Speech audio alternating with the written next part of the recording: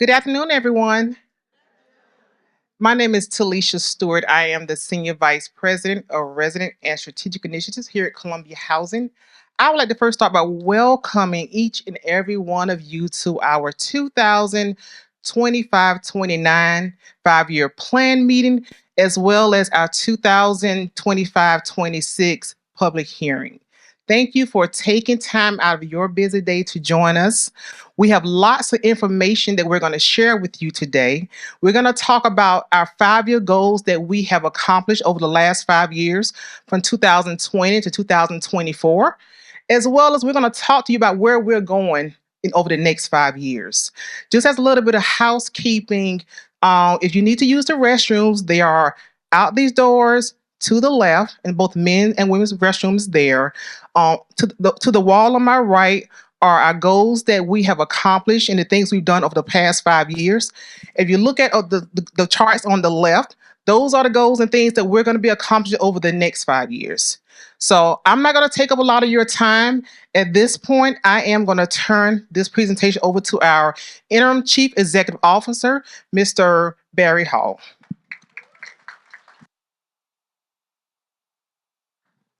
Thank you, Ms. Talisha. Um, and thank you for the welcome and the housekeeping. Um, what I want to do first is acknowledge the fact that we are in the historic Cecil Tillis Center. And it is very, very popular. And we have big plans for this over the next coming months. We're going to renovate this area. And if you had a chance when you first came in, there's a placard out front on the easel that has the architect's rendering of how this place is going to look. When we get it all renovated, once again, the general public will be able to have use of this area once again. So if you haven't had a chance to see it when you came in, take a look at it on the way out. We've got very, very big plans for this space.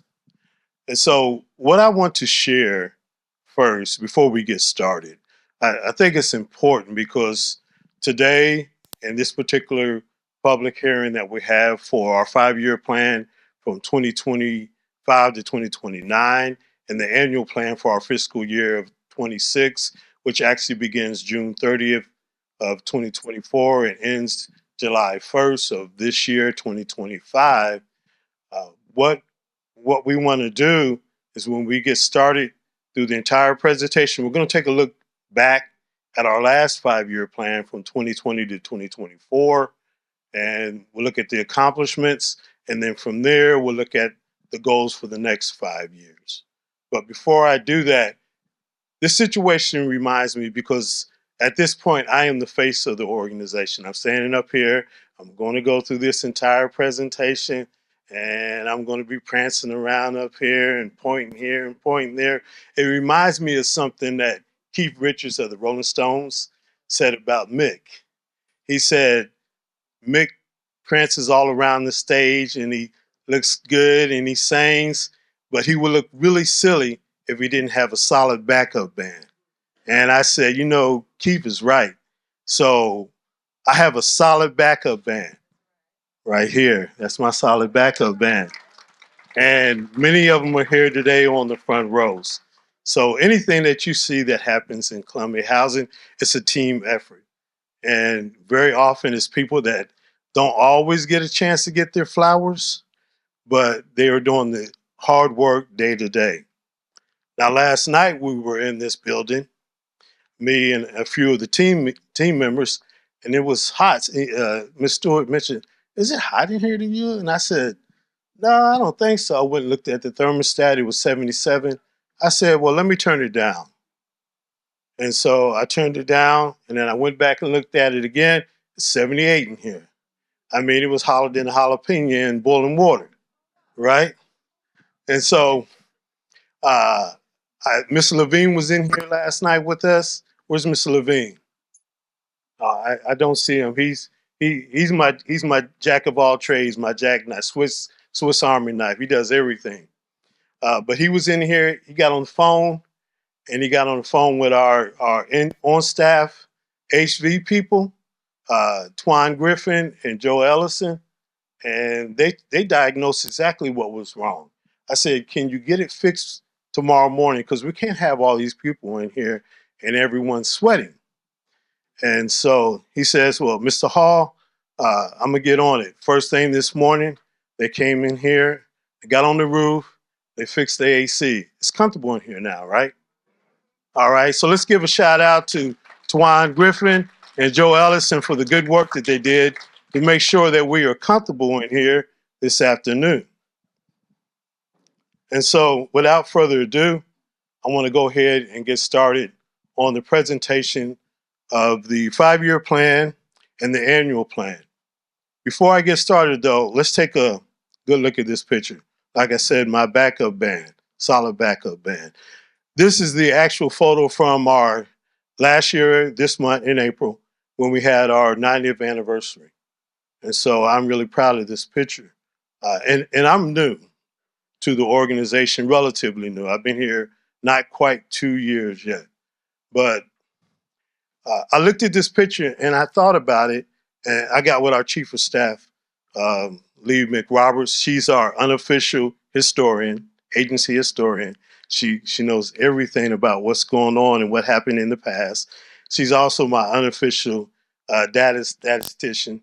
So I asked her. I said, "What is the combined years of experience in Columbia housing?" When she came back with the number, I couldn't believe it. I've never seen anything such as that. So let me share this number, and I'm going to share it slowly. 808 years of experience right there in that picture. That deserves a hand.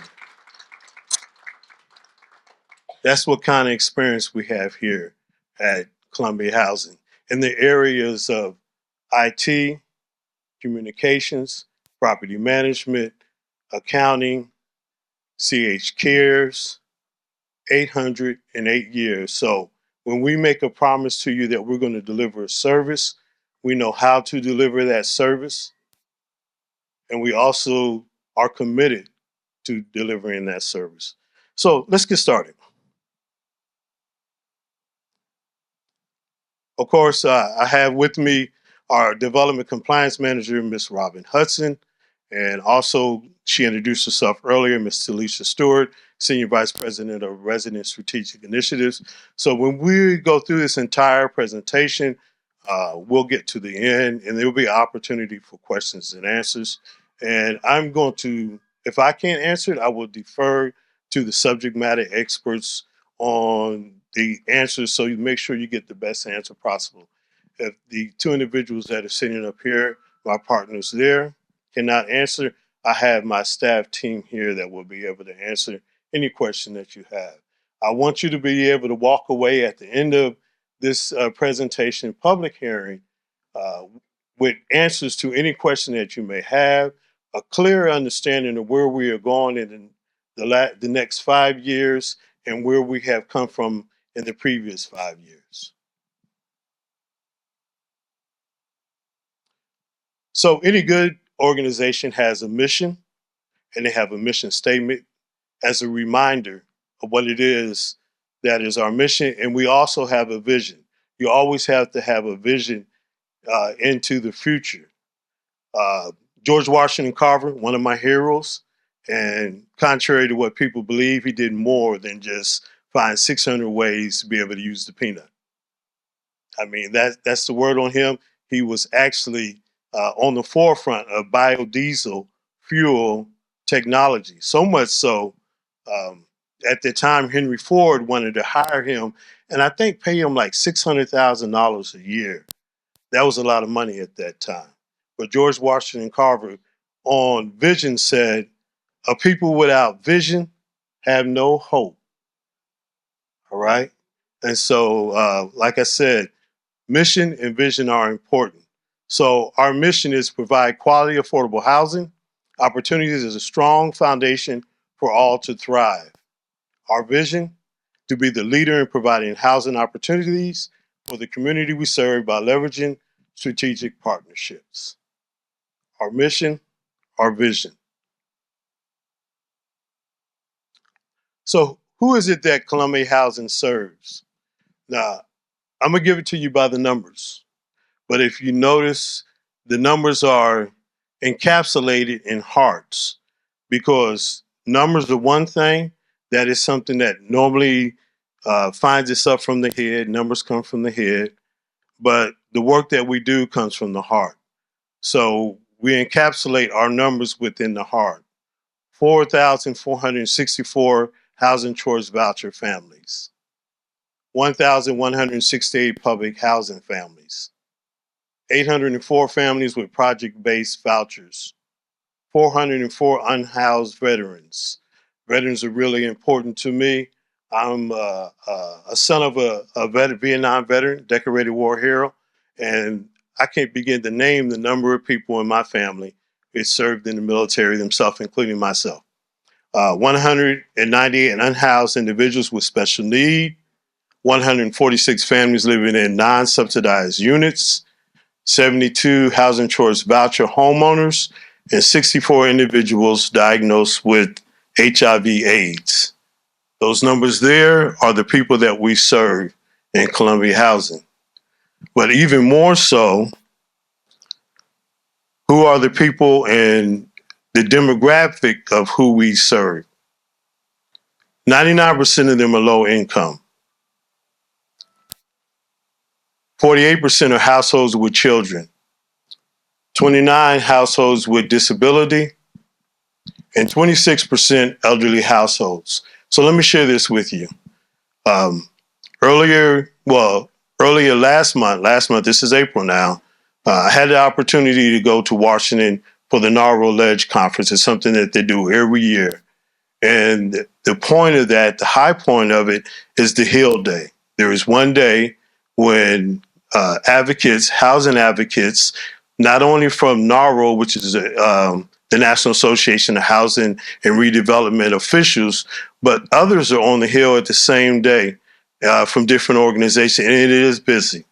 And there are many, many people that are walking the halls, and we are going into the office of your representative and your senators, and we're sitting down with them and we are reminding them the importance of the programs on the local level and the fact that they need to continue to fund these programs not only at the level funding, but increase funding so we can continue to serve households with children, households with disability, and elderly households. And I shared that with our representatives when I went there. I said, these are the people we serve, right? But more than that, we also put together a leave behind for our reps, our House reps and our senators. That leave behind also let them know the economic impact that Columbia Housing has on the local economy. That's not always talked about.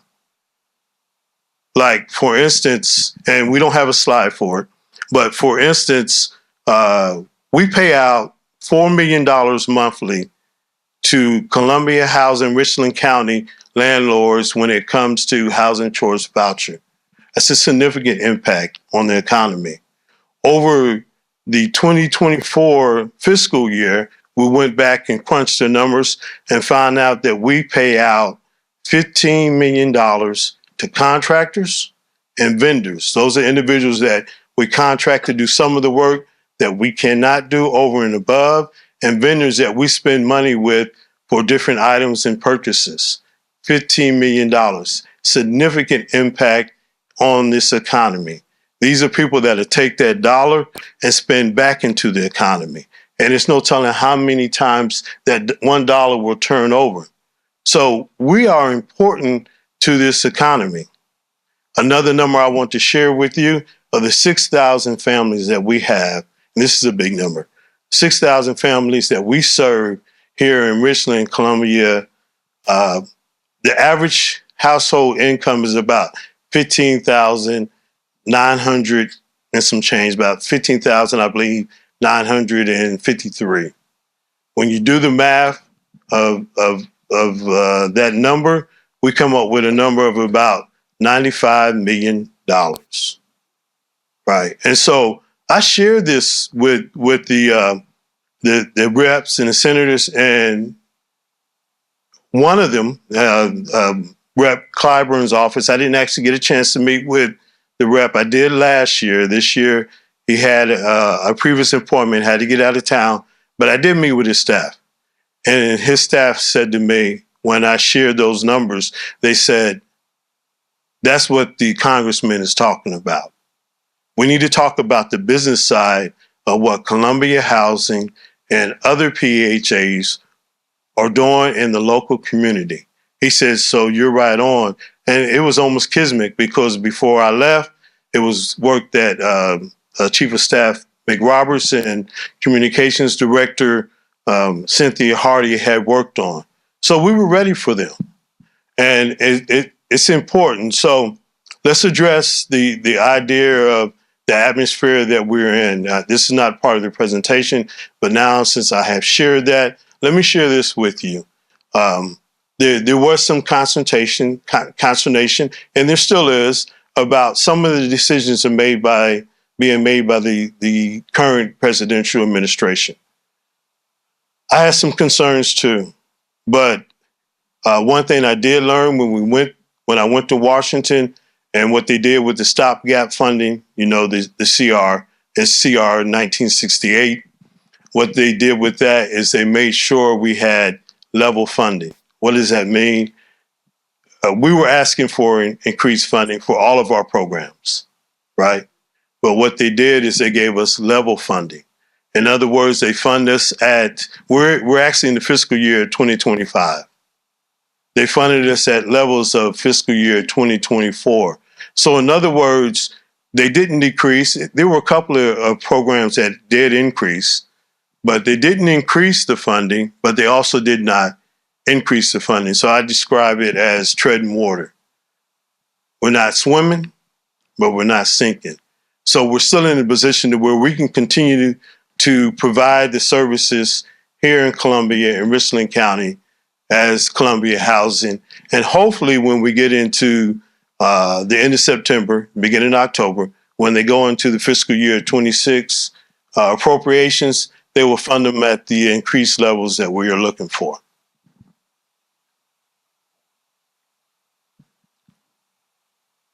So let's look back at 2020 to 2024 and look at what Columbia Housing has accomplished.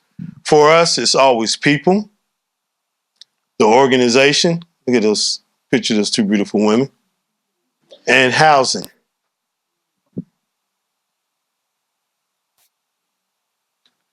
So I am not going to go through and read all this to you. I don't think nobody likes to be read to. But what I will do, I will highlight the goals. I will just hit some of just the highlights on each one of them. That's in people, housing, and organization. People, strengthen resident strategies, strengthen relationships with the people we serve by increasing mutual accountability and by improving our ability to connect with them.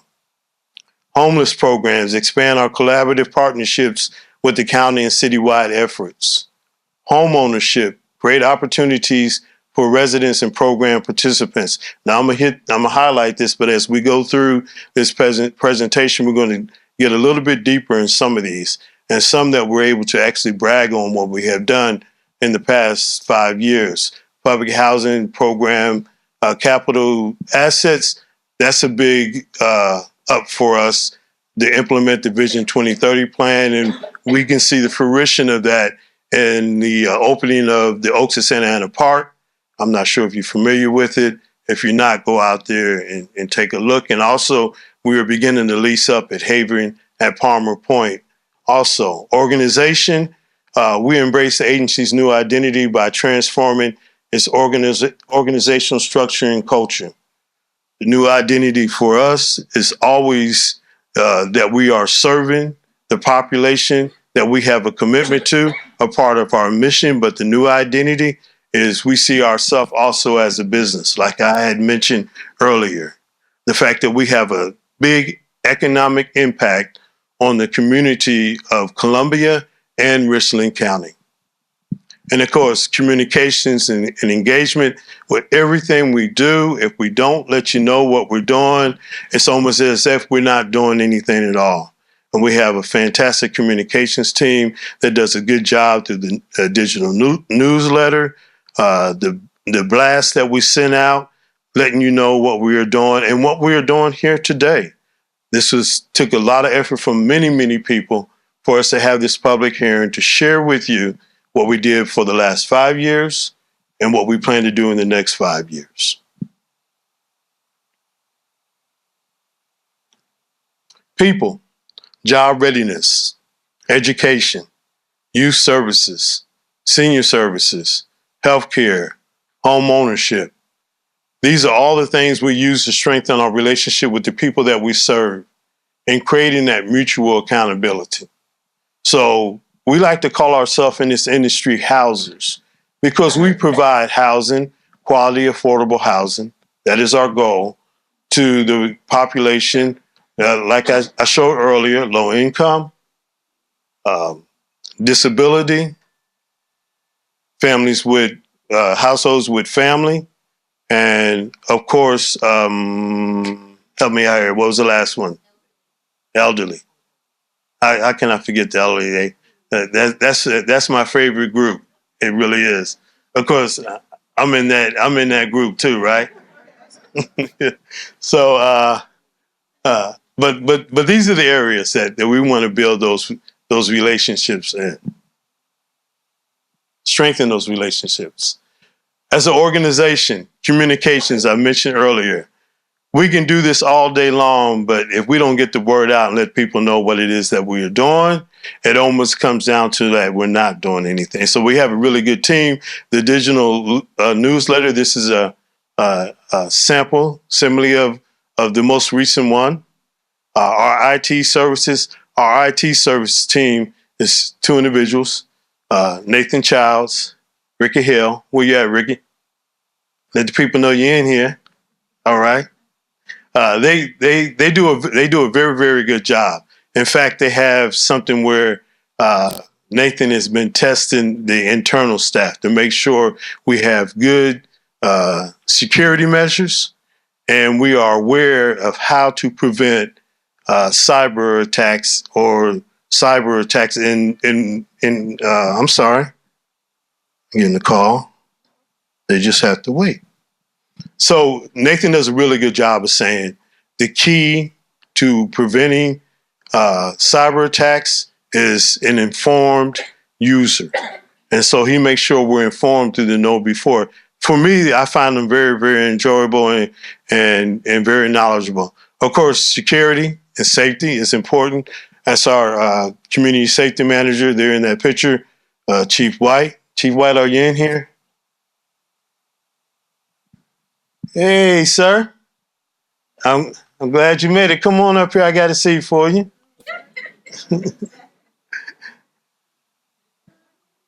We're going to wait for Councilman Ed McDowell to come up front. This is my new buddy.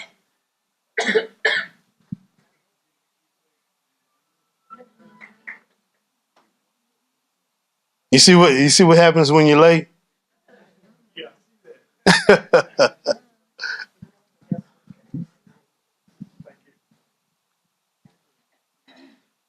Thank you so much, sir, for coming. Thank you, sir. Would you like to have some words? No, sir. Okay.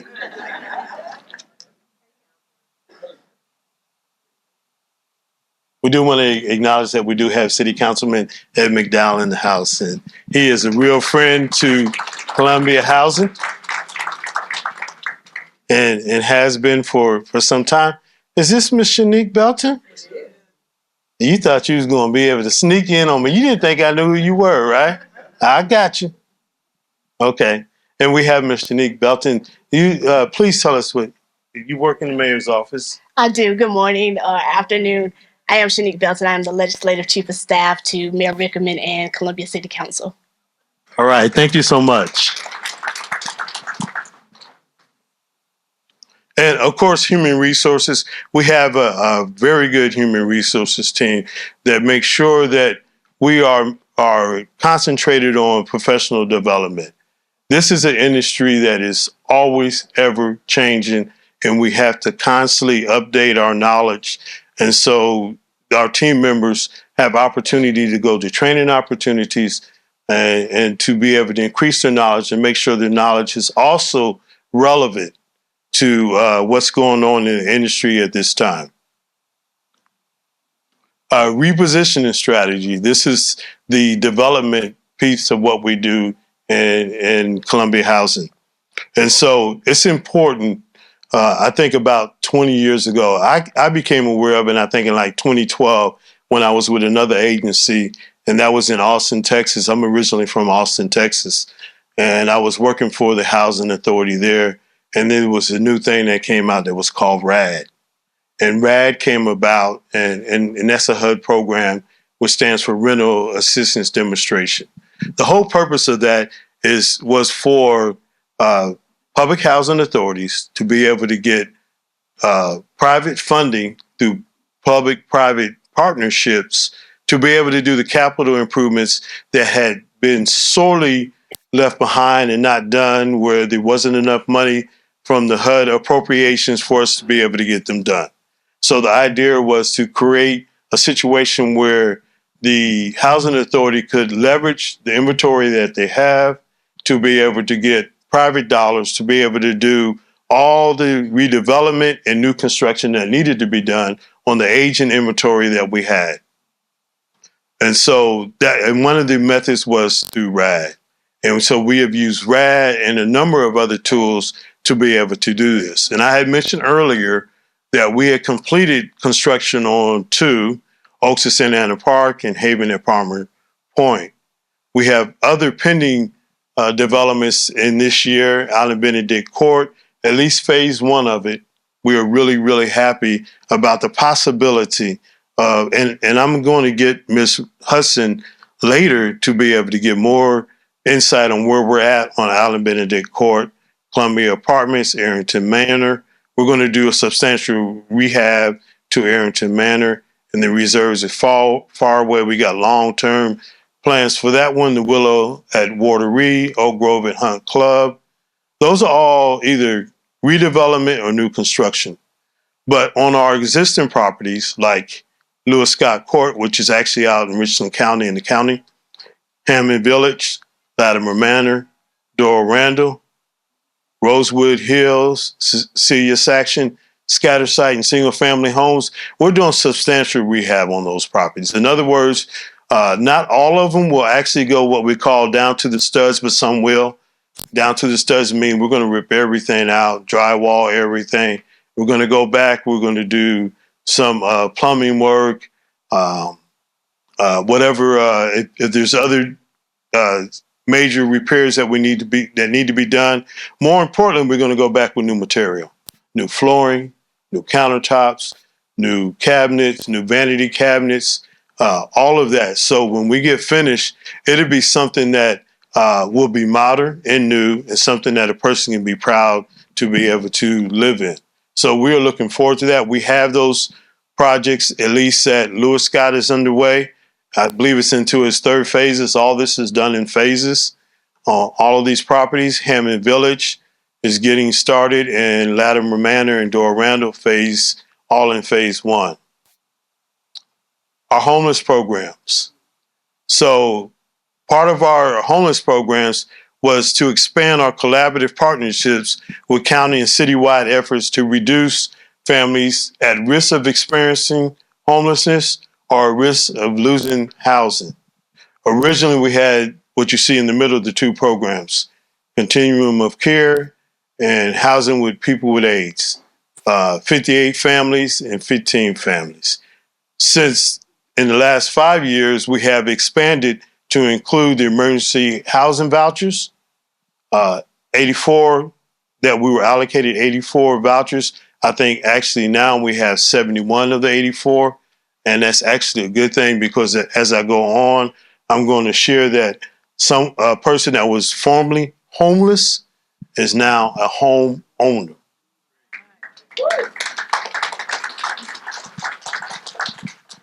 And our newest program is to foster youth to independence. We are really, really excited about that. It's 52 vouchers, and it serves 18 to 24-year-olds who were in foster care or that have left recently.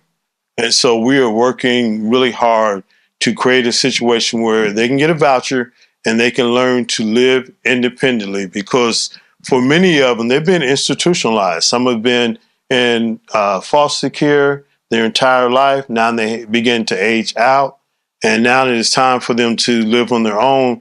And unfortunately, some are not ready for that. But we have the voucher and the program. This is a program that is under Miss Tillis Stewart's purview and her team, and we are working to get this program.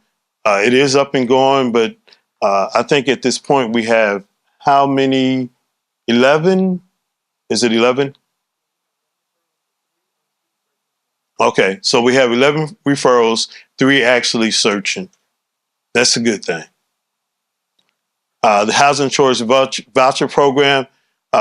This is our largest program, and it tends to be the largest program for most public housing authorities. And this is the program, whenever we talk about funding from congressional funding, this is what they want to, our leaders want to fund more than anything else. They like this. They are moving away so much so from the public housing platform. Now, that doesn't mean we're not going to serve the same population. We are. It's just going to be in a different way. Something that is more fiscally stable than what we find in public housing at this point. So our Housing Choice Voucher Program, I said earlier, 4,464 vouchers. We partner with 979 private landlords. This is the number I pointed out earlier, and the number that I shared when I was in Washington, D.C., $4 million monthly that we pay out to private landlords. That's significant. And the Housing Choice Voucher Homeownership Program, 47 tenants. I have my special program manager here. When we get the question portion of this towards the end, I like for her to share, because either her or Miss Stewart, and I'm talking about Miss Tanisha Perkins. Is she in here? Yeah, you are. Okay. I like for them to share, because they have really good, inspiring stories of the home ownership program. Also, a part of our annual policy, our annual plan is the policy changes. We plan to implement a number of administrative policy changes effective July 1, 2025. These changes are in conjunction with the Housing Opportunity Modernization Act that it's going to streamline much of what we do. So this is a good thing as far as for you as the participant or as the resident. It's going to create a situation where it'll be easier and less paperwork, and that's the whole point, to be able to get much done that you need to get done in the application process and in recertification process. We'll implement a new process for the landlords to request rent increases. It'll be easier, and it will also be more clearly defined of when they can make that request. And we will also make sure that we have implement a policy based on South Carolina State's constitutional carry law that passed last year, I believe in March of last year. And we need to make sure that we do 2 things with that. We make sure that individuals are able to exercise their constitutional right, Second Amendment right, to be able to bear arms. But we need to make sure in that same space that we create a safe space for everyone that lives on property. So that's a fine line that we're working on to make sure we have a really good policy as far as constitutional carry is concerned.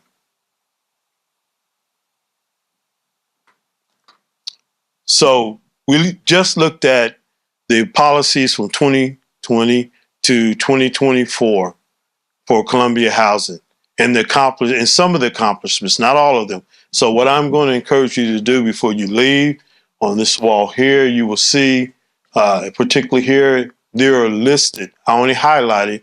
There is quite a bit of lists of what we have accomplished through 20 to 2024. And take the time to take a look at them. There are these placards here that that also show the development. This is the Haven, and this is the Oaks at Santa Ana Park. Take the time to look at the numbers. Those two combined projects was a total of $100 million that we invested into the Columbia economy. On this wall over here on my left, your right, we have our goals and development programs that we have for the next 5 years. Please take the time to take a look at those. And so let's unveil what we're going to do in the next 5 years. Strategic goals: housing, people, communication, organizational excellence, fiscal stability. Those are our goals over the next 5 years. Housing: implement an asset repositioning strategy for properties that foster quality, affordable housing options for people we serve. People: expand resources and services that enhance the quality of life opportunities for our resident and program participants. If you will recall, I said earlier, we call ourselves housers. What we do is house. But more importantly, what we do, we have several programs that create situations for self-sufficiency and improve quality of life for residents. We offer it to them. We encourage them to be a part of it. And so people, for me, are always the key. I mean, Josephine Hall, my since departed mother, would be very, very disappointed if she knew that I didn't put people first. That's the way she raised me. People come first. Communication. We're going to use our communication mediums to increase awareness of our program and services. I said this earlier. We got a fantastic communication teams, and we do many, many good things here at Columbia Housing. But if we don't let you know, you don't know what it is that we are doing. Organizational excellence. We make a promise to you to deliver quality, affordable housing and to also provide good quality service. We can't do that unless we have strong internal processes in place that reach the level of organizational excellence. We can't give you what we don't have, so we have to have it internally, organizational excellence. And of course, fiscal stability. We have a fiduciary responsibility when it comes to making sure we are good stewards of the public money. This is money that comes from the federal government. This is money that you pay in with your taxes. And so we have a responsibility to make sure that we are good stewards of that money and have fiscal stability. So over the next 5 years, and when we come together again, we'll have these goals, these strategic goals, and we'll have some accomplishments that we can share underneath these goals when we come together again. So I think at this point, we are at the end of the actual presentation. We are. And we are at the point of questions and comments. I'd like to thank you for your support, the fact that you took the time to come out today and find out what it is that Columbia Housing is going to do in the next year underneath our annual plan, and the next 5 years underneath our 5-year plan, and what it is that we did over the last 5 years. I'm pretty sure some of it you can see, you see every day, but it's even important sometimes just to give a reminder what it is that we have done and what it is that we are going to promise going forward. So at this point, between Ms. Stewart, Ms. Hudson, myself, and hopefully we have some questions. I know we went through a lot of information. If we need to, we can go back in the slide if you have a question, but I would love to have some questions on what it is that we are doing or what it is we're doing today or what we plan to do. And we'll be able to have a good conversation on Columbia Housing and its 2025, 29 5-year plan. Thank you.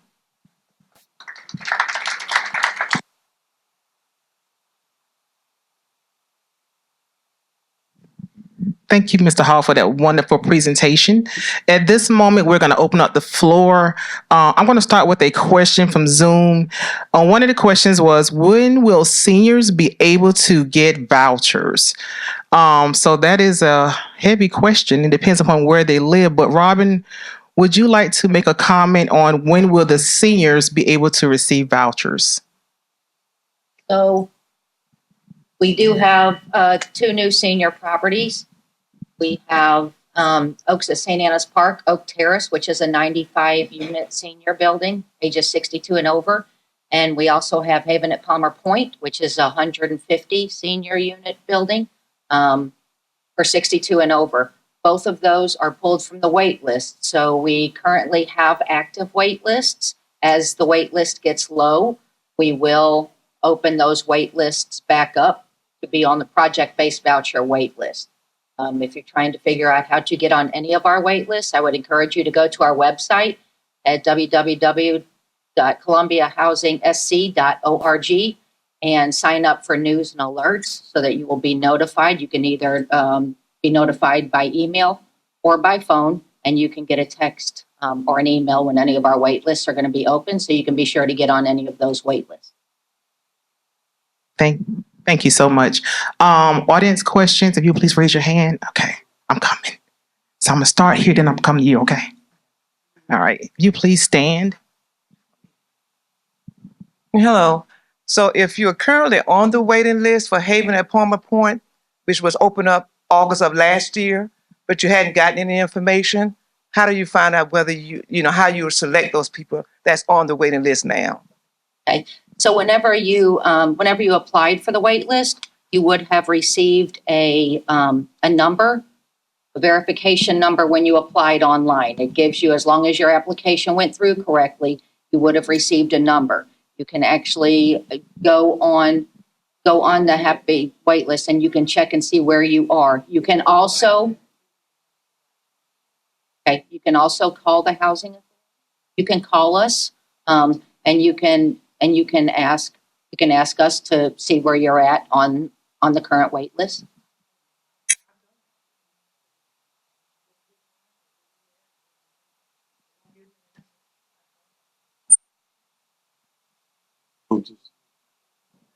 Ma'am, can we get with you after this and get your information, help you find out? Okay, thank you. All right, next question. Hello, my name is Martha. I got concerns about this current administration, and I know they cutting funds for everything, even Columbia Housing Authority. So what would happen if somebody who received disability and they decide to cut their check off? Will you put the residents out, or what would you do with them? Miss Martha, you have some of the same concerns that I would have. Mm-hmm. Let's be honest. I have some constraints by the programs that we do administer that come through HUD and through the federal government.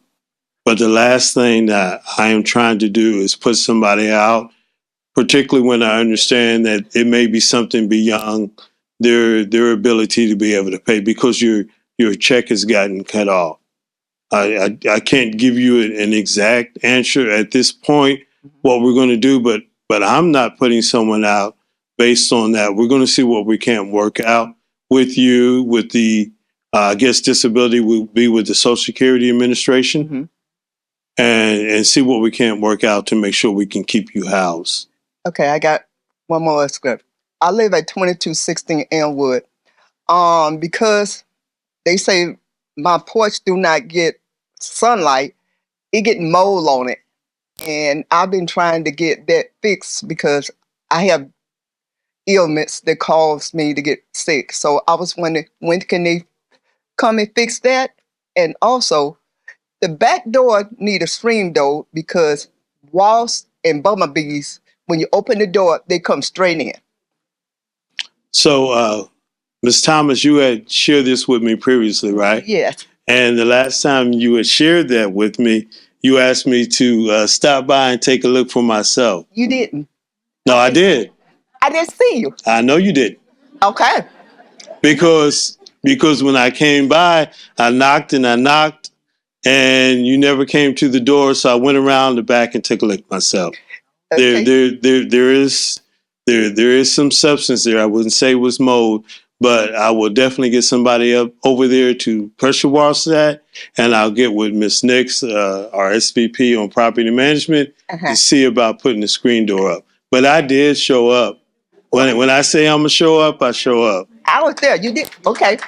I missed you then. I apologize. But thank you very much. We have another question over here.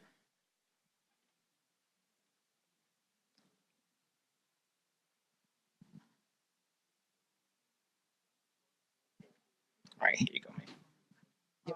Good afternoon. How you doing? Yeah, I said Rosewood, and I'd like to know when y'all gonna replace the cameras in the garage. Did you hear? Yes, Okay. we did. I'm going to let Miss Nix answer that question. We've had conversations on that. Yeah. So thank you for that question. Actually, the cameras were removed when we had the issue in the garage. We've reached out to the company and they're in the process of getting them reinstalled. So it should be shortly. Thank you, Ms. Nix. All right, any other questions? Okay. Oh, Commissioner Green. Oh, hey, Commissioner Green. Well, my question is, I know that on several occasions we had different contractors that came down at Rosewood Hill to prepare the garage, and each time, you know what I mean, it's a water leak that damaged the garage, and a lot of people are apartment. And from the water leak, it created a lot of mold and mildew in these apartments. And the residents, you know, they on medication and everything else, oxygen machine, which they have a problem with that, you know what I mean? And I can understand their concern.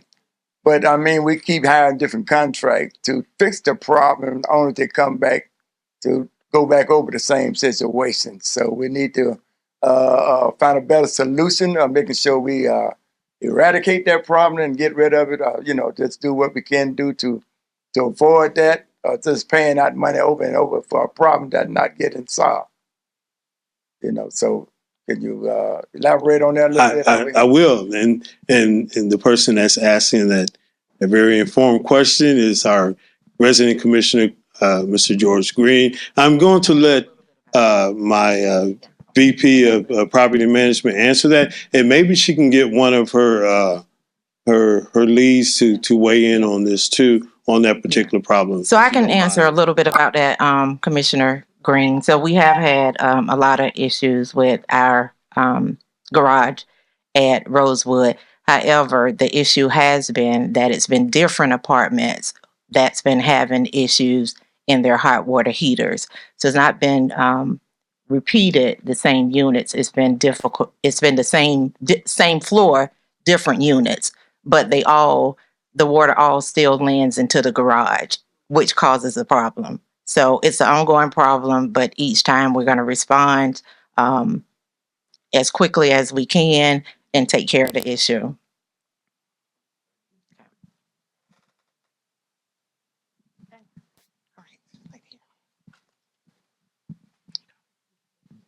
Good evening, everyone. Good afternoon. I have a question. I was late because the traffic in 5 Points is murder. But then, Ma'am, if you're late, you can't ask a question. okay, when we had a meeting sometime last year about they was going to renovate Rosewood Hills, but we hadn't heard anything else about it.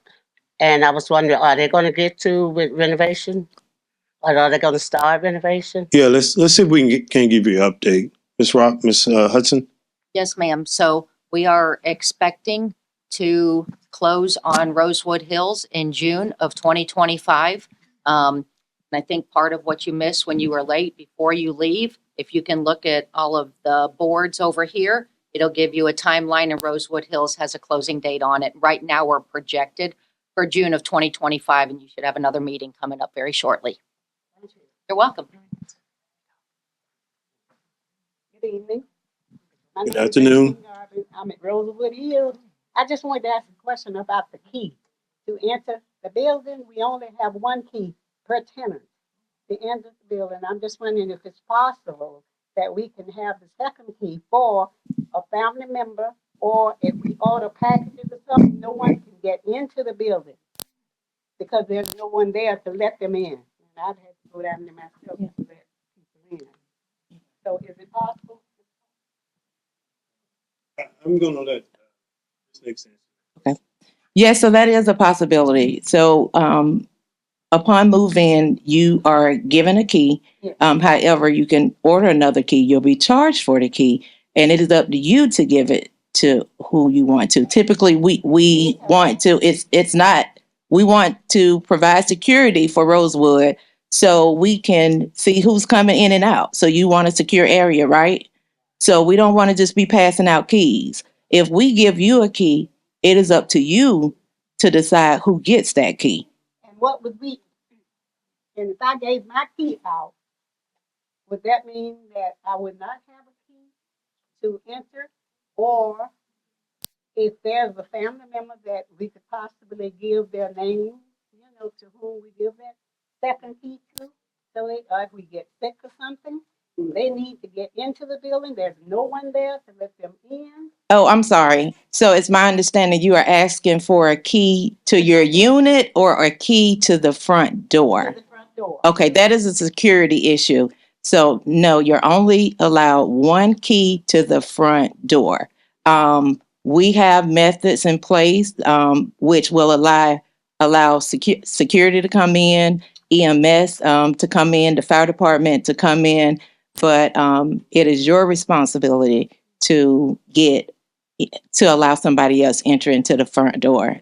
It's a security issue.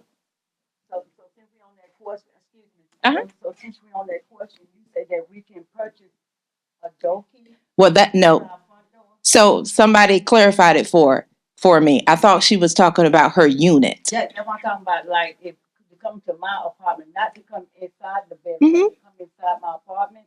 Yes. One of my children can give a key. I can't tell you who to give your key to. That is a personal decision. I'm just saying, because I'm disabled, and sometimes I can't even know. One time I had to crawl to my door just to open my door for my neighbor to just. If you need another key, you can purchase another key. Yes, they're $5.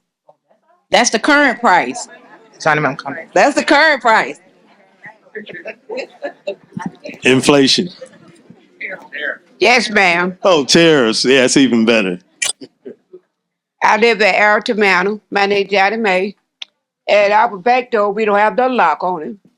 All kind of traffic's coming in, running back.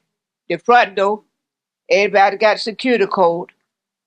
And they're sleeping in the laundry room. Everybody around there now. It's probably not safe in the building. And we been had this going on, keep telling. Can't get no help. The law and everything off. Ooh, we got so many coming out the street. Then I start calling the building ain't Arlington Manor, it's Green Street. It's rough up there. Sure is. Yeah, all of them got the code and everything else in there. We got so much traffic going on up in there.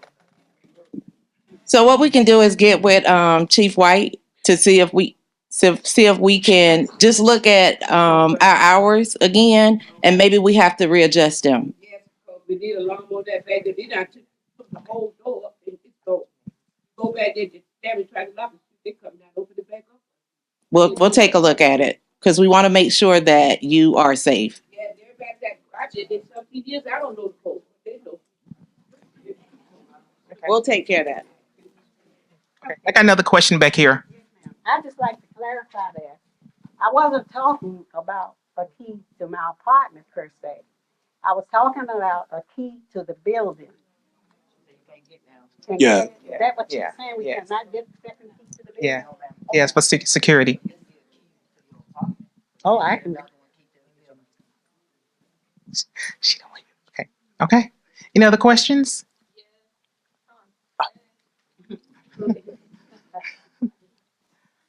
Yes, ma'am. Hi. Hello? So I saw that you guys are getting ready to start like reconstructions on properties at like Hammond. What does that look like for the residents though? So are they being issued vouchers? And for the ones that don't take a voucher, what does that look like for them as far as transitioning while the renovations are being done? Okay. So, same as it worked with Lewis Scott Court, we have a rolling rehab over about 18 months. What we do is we start holding vacancies. We have property management start holding vacancies. And then we have a group of units that are all together that the construction company will take over to start to rehab. You're talking about Hammond Village in particular. Hammond Village buildings 1 through 3 are currently fenced off. They're currently under rehab. Then we will go to phase 2. They will still have phase 1, and then they will also take phase 2. So there are some families that do have to be temporarily relocated within Hammond Village. Some of that has already happened. Hopefully we don't have to temporarily relocate many more.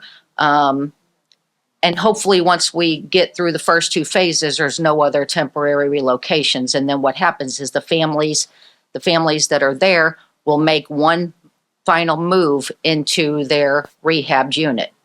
The vouchers that are issued, several months ago, our previous relocation coordinator, Miss Newkirk, met with everybody to see who was interested in vouchers. So everybody at the property that was interested in vouchers have vouchers in hand, and a lot of them have already moved. Will they get to come back to the property once they've been issued a voucher, or once you get the voucher, that's it? So if once they issue the voucher, if they choose not to move, then they can remain at the property. However, once they take a housing choice voucher and they move off property, they actually sign a voluntary permanent relocation, meaning that they have utilized their voucher to move off site. And that's what they have chosen to do, as opposed to stay on the property and go through the rehab. That was a good answer, Robin. Thank you. You're welcome. All right. Any more questions? Ms. Green? Oh, So I've been a resident at Rosewood Hill for maybe 14 years now. I've been a resident of housing now about 20 years. So I serve in many different capacities now. And my answer is just that at Rosewood, we got, 52 seniors that live down there. And I've been inquiring through different CEO about building a designated area there for our senior resident, that they would have a place, and family members or visitors want to come. They didn't want them to come in their apartment or whatever, they can sit outside. But there's no designated area outside there. We got one bench down there where, people like to sit and smoke, and this designated area over by the garbage dumpster. And at one time, they had the bench over by the garbage dumpster where people go up and cook out. And I frown upon that because I didn't think that was sanitation. And we shouldn't have been treated so disrespectful, understand, to have a cooking area, understand, over by the garbage dumpster. So I know in this rehab that's taking place, understand in the near future, that designated area though, that we can have maybe a gazebo or something like that for our resident, everywhere we can, family members want to do a cookout or something like that. I even bought a grill for the resident down there myself to use, you know what I mean? And they gave me a run around from time to time about where to keep it at and where to put it at. And it's locked under the garage there, so any time anybody want to use it, they got to go down to the security guard to get the key to get it out of there. But we need a designated area over there so that our family members down there at Rosewood can have a place that they can meet out and enjoy, not be sitting out in the 90-degree weather in the summertime. So I'm going to ask Ms. Robin, who has an idea of what the plans are for Rosewood Hills and the senior building, to respond to that. And hopefully there are some plans for an area like that. If not, is it possible that we can include something like that at this point?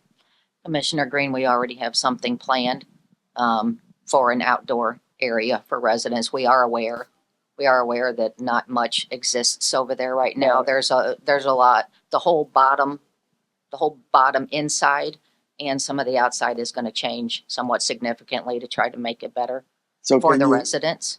can we expect a flyer, a printout, or what it's gonna look like? No. No, we don't. We don't get that. Okay, then. No, I okay. mean, we can give you some more information. I can tell you that we do have something planned. It is in the budget to have something done outside. That loan is not quite closed yet. So as far as the final, no, there's nothing to give you right now, but that is in our plans. And also that big dumpster that you're talking about is going away. Okay, great. We are going to have the underground Sutera, Okay. like we have outside resident and family services. Those big dumpsters are stinky. They're ugly. I understand. We've got plans for that big dumpster over there. Well, that's good news for Roseville Hill. I mean, my resident, they understand. They seem they want to jump on me all the time, but I'm gonna wear a little piece of leather, so you know what I mean. But anyway, I just glad that we share that information. Thank you very much. Yes, sir. Okay. Thank you, Commissioner. Any further questions before we close our meeting? Okay, just bring it in the back. Okay, I'm coming. While Ms. Stewart is walking towards the back to hand the mic to the next question, I want to acknowledge the presence of Councilwoman Tina Herbert. She is in here with it. Oh, she's raising. Oh, there you are. All right. Thank you so much. Would you like to have some words? No, sir. Okay. I live in St. Andrews Place Apartments, and I'm concerned because my apartment has a tree root that is unsettling my apartment. So I was just wondering, like, have y'all thought about doing anything out in that neighborhood at all? Like, the playground is overgrown. It is mostly seniors, but there are some young people out there as well. So I was just wondering, like, what's the next phase for us? Because I did apply for a different living situation, but I haven't heard anything either. I'm on a wait list also. Okay. You're talking about St. Andrews Terrace, correct? Yes. Okay. So that is one of the properties that's called scattered sites. What scattered sites are is we have 18 smaller properties. St. Andrews Terrace is one of them. They are considered scattered sites, and they are actually on that list over there. We are working on doing a rehab for all of the scattered sites. It's going to be different rehab at different properties depending on what the needs are. But yes, ma'am, that is certainly on our list for hopefully sometime late this year or early next year. All right. Thank you, Robin. Are there any questions before we close out our public hearing? Any more questions? Okay. At this moment, I'm going to turn it over to Mr. Hall if you want to close us out. I see some refreshments in the back. So are we serving refreshments? Okay. It's not a free fall. We got to make sure everybody get in line and use their best manners, but we do have some refreshments in the back, and we have them for you, and I would really, really appreciate if you take the time to. Okay. So before we do get started, we will have Councilman McDowell bless the food for us.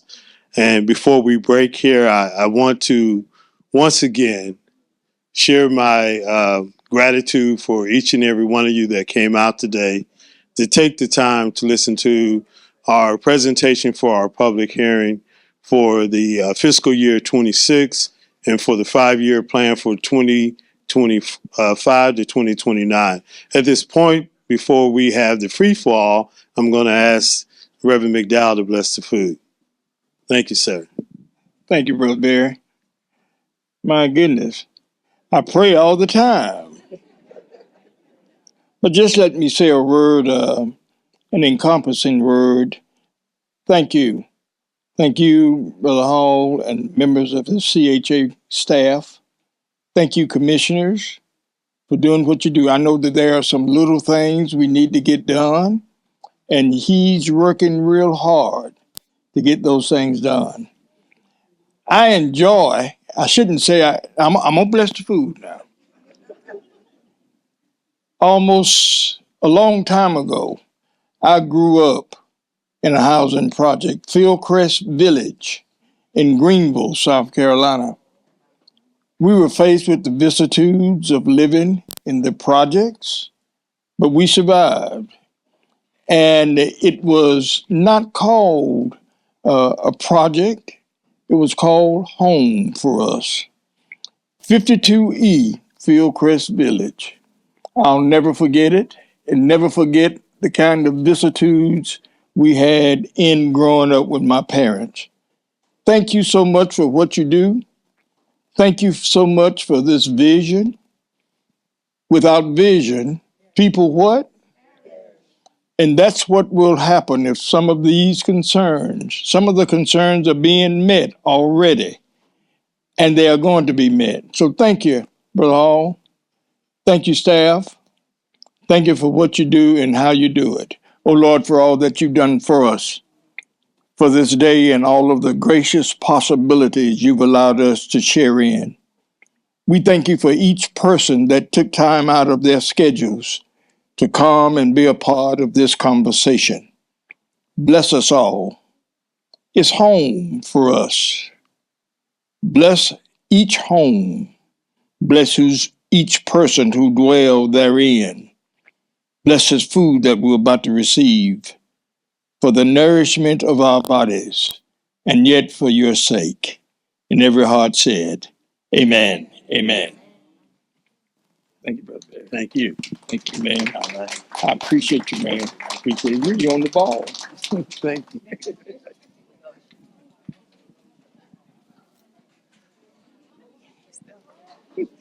That was good. Hey, how you doing?